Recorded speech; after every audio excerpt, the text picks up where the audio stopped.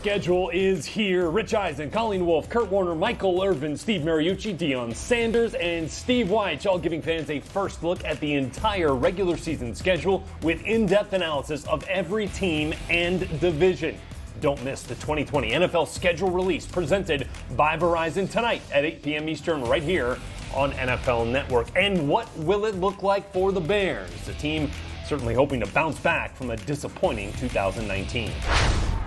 The expectations in the Windy City are sky high. Folks in this town think this is a Super Bowl team. Trubisky to the end zone, and it's going to be picked off. Remember why you play this game, man. For the love of the game. For the brother next to you. And the kick is good. Bears, they escape with the victory on the road. Now Mitch hit from behind. The ball is out of the ball. Mitch is banged up. They're headed to the tent. It's Chase Daniels, fifth NFL start in 11 years. Flips it down the field. Overshot and intercepted the Raiders on the overthrow. Go, it's blocked! It's blocked! So it didn't lay out the way the Bears had hoped today. Kick is up! It is no good! No! He missed it! Trubisky pumps, and he's flat back at the 21-yard line. And down goes Trubisky as the Bears drop to 3-5. It's our day today. It's our day. Looking to the end zone, pass thrown, touchdown Bears! Mitchell Trubisky! Mitchell Trubisky? Oh, hello. They're almost the worst team in the NFL in throwing the football. You got to throw the football in the NFL to be able to win games. The Bears will try to figure out what to do in 2020. Expectations were not met in Chicago a year ago, and this team will look a little bit different in 2020, especially if Nick Foles makes his way onto the field. But whichever quarterback ends up starting for Chicago, they'll have a couple of new tight ends to work with after the Bears signed Jimmy Graham in free agency and drafted Notre Dame's Cole Kmet in the second round. And joining us now, the Bears' leading receiver each of the last few seasons, Allen Robinson, here with us on TA. Welcome, my man. Glad to have you. Thanks for having me. No, of course. Hey, look, we're just minutes away from the release of the 2020 NFL schedule. When you get your hands on that thing, what's the first thing that you're looking for when it comes out? Definitely, any opponents that I've played against before, that I've had good games or something like that against. But this year in particular, I know that we do play in Jacksonville, so I'm definitely looking forward to going back to Duval to play. What's that going to be like, do you think? It's going to be exciting. I'm looking forward to it. Again, it was something that was actually brought to my attention probably maybe a year ago, so I knew that we played them coming into this 2020 season, so I'm definitely looking forward to it. So that's been circled on your calendar here, your personal schedule for the last couple of seasons. It'll be fun to watch. Hey, look, in the meantime, obviously staying active is kind of part of the deal we're all kind of dealing with here. And I know that you've been really active, in fact, with the All-In Challenge, raising $17,000 for that unique experience for the winner to go see a Penn State game back at your alma mater with you. That's really cool. And you've also been involved, I see, with your foundation in trying to help kids that have been impacted by COVID-19. Can you give us a sense of what that's all about? Yeah, so, normally we try to give back through education and things like that. Like we had our first inaugural reading room launched in the Boys and Girls Club last offseason.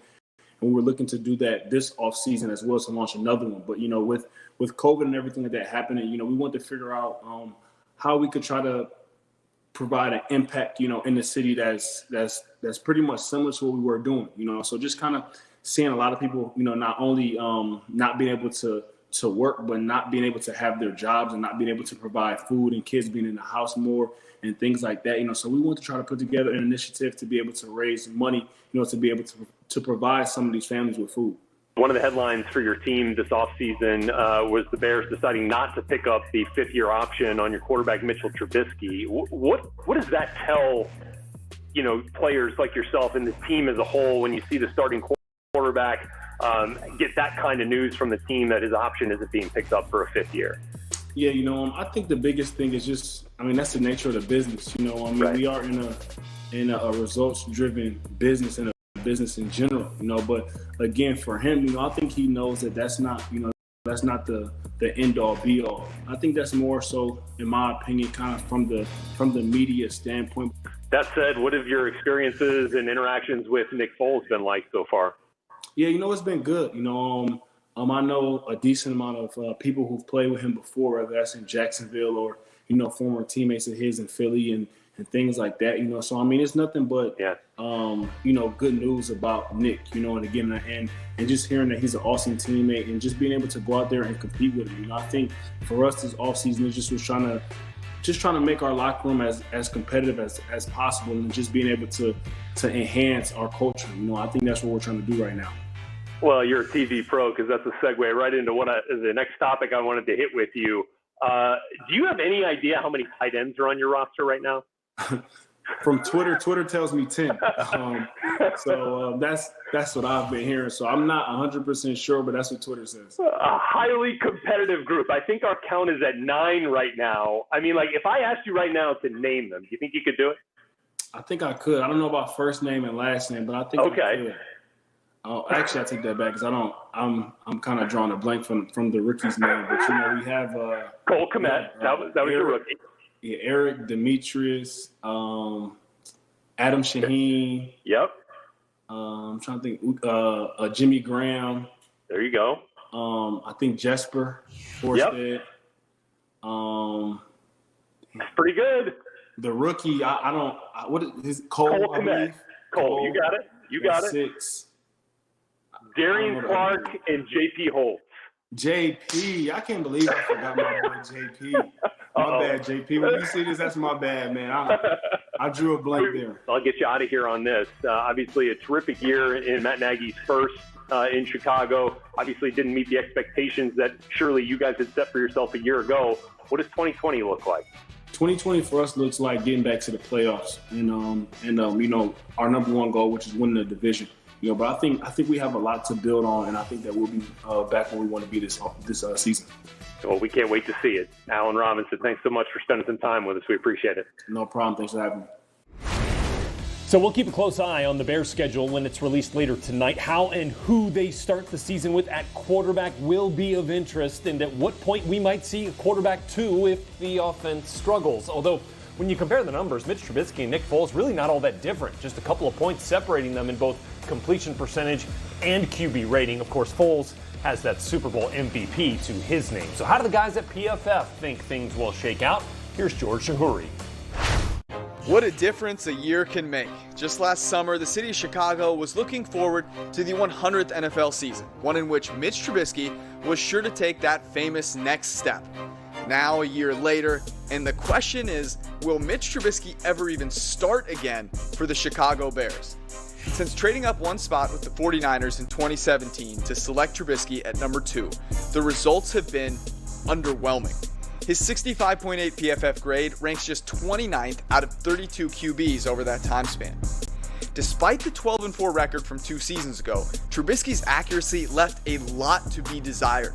On passes that traveled more than 5 yards downfield, Trubisky ranked 3rd worst in uncatchable throw rate at a whopping 36%. 36% of his passes downfield had no chance of being caught. This didn't bode well for 2019, and sure enough, Trubisky ranked 4th from the bottom on these downfield passes, while the Bears failed to recapture the same magic that won the NFC North. Enter Nick Foles.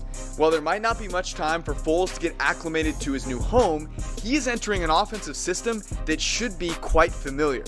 Matt Nagy, of course, is from the Andy Reid tree, as is Doug Peterson. Foles famously rejuvenated his career in Kansas City with Reid and Nagy before making one of the greatest Super Bowl runs in history under Peterson. Nick Foles has earned a 75 or higher PFF grade on just about a third of the games that he's played over the last 3 seasons, including those back-to-back 90-plus performances in the 2017 playoffs that we are not forgetting anytime soon. Trubisky has met that 75-plus grade threshold about once every 7 games, less than half as often as Nick Foles.